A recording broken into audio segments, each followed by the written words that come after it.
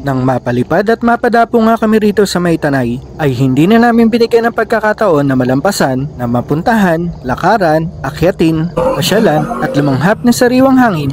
At ang higit sa lahat ay mamangha sa angking ganda ng Pilipinas at mapa-inlove sa ganda ng nature dito sa paligid ng Rainbow 89 Eco Park Camping and Trekking. At dahil sa mababa lang naman ang aming inakyatan, ay kayang-kaya mo at hinding-hindi ka hihingalin. Uy! Pagkatapos naman namin mamahinga sa taas at magkaroon ng photo opportunities, ay bumaba naman kami dito sa sikat na spiderweb.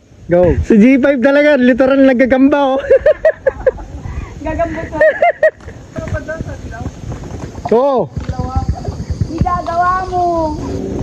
Ito may dilaw. Mama! Jaisel! Ay, Jaisel, kaway!